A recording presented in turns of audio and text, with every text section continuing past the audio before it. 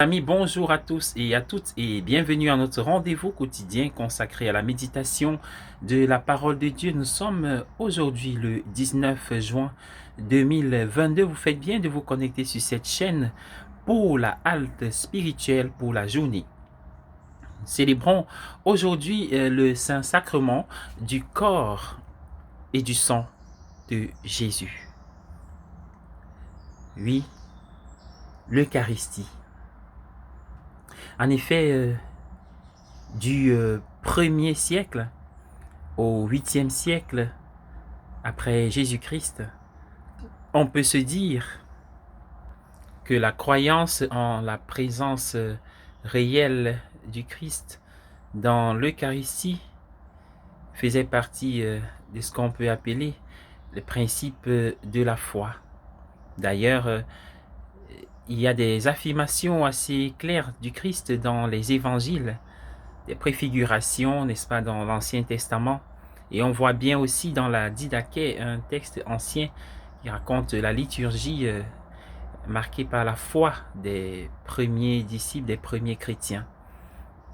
On a aussi découvert plusieurs lieux où le corps du Christ, l'Eucharistie, était déposé respectueusement après la messe pour l'adoration ou pour les malades.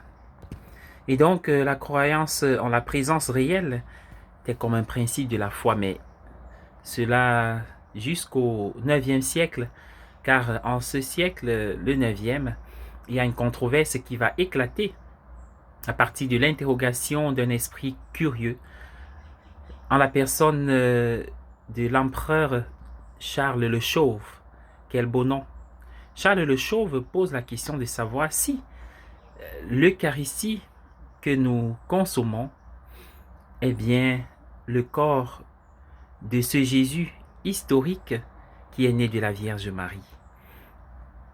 Il y a eu donc deux lignes de front à cette époque et les réponses nous viennent de deux moines qui avaient des positions opposées.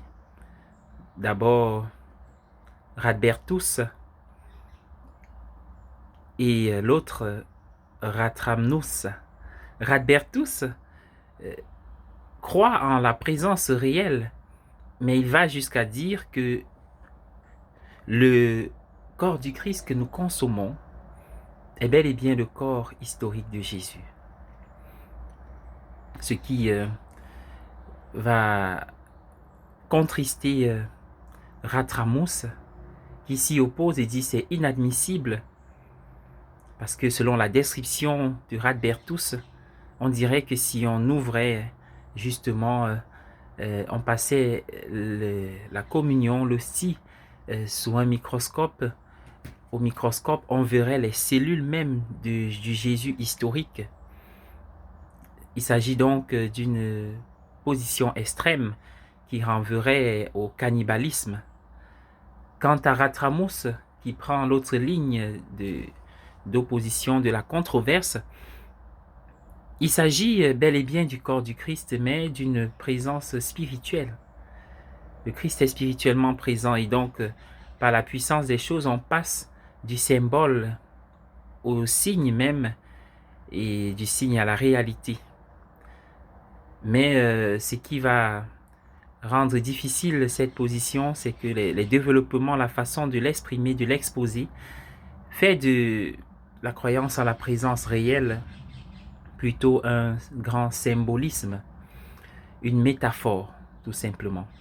Alors le temps va passer, comme pour plusieurs questions de la foi dans l'Église, jusqu'à ce que les scolastiques au XIe siècle vont effectuer comme une redécouverte de la doctrine métaphysique du philosophe Aristote à propos des accidents et de la substance. Pour Aristote, les accidents ne renvoient pas au fait, par exemple, de renverser un verre d'eau ou alors un accident de voiture, mais les accidents renvoient à tout ce que détermine les sens humains, la couleur, le goût, ou alors la solidité, la taille, etc. Et quant à la substance, il s'agit de ce qui fait qu'une chose soit ce qu'elle est. ce qu'il y a de plus essentiel. On parle de l'essence, la substance. Et donc, par exemple, nous pouvons avoir en face de nous trois tables différentes. Une table en pierre, une table en or, une autre table en bois. Mais il s'agit toujours de la table. C'est comme le fait de se promener dans une boulangerie.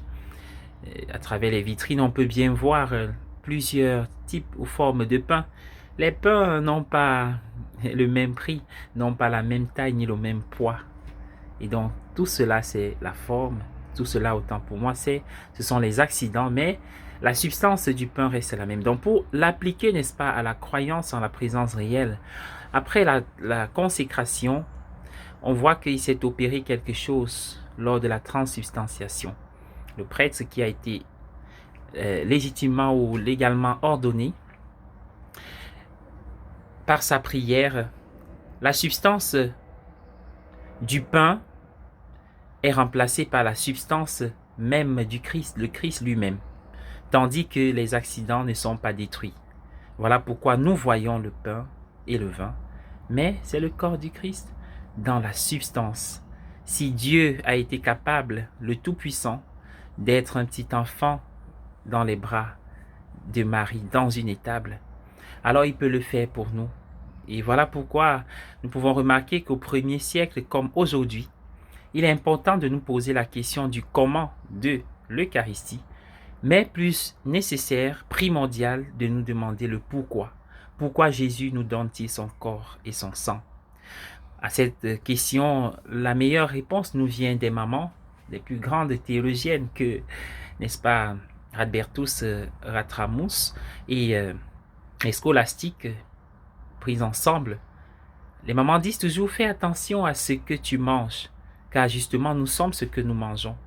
Alors quand j'avance recevoir le corps du Christ, je ne reçois pas un morceau de pain, une galette, mais je reçois une personne, le Christ. Alors l'invitation, il se donne pour moi, à moi, pour que j'ai la vie divine, mais que je devienne lui. Deviens ce que tu reçois. Alors je dois être Jésus pour ma famille, mes collègues, mes amis, ceux qui m'entourent. Bonne journée à tous, bon dimanche et bonne fête de l'Eucharistie.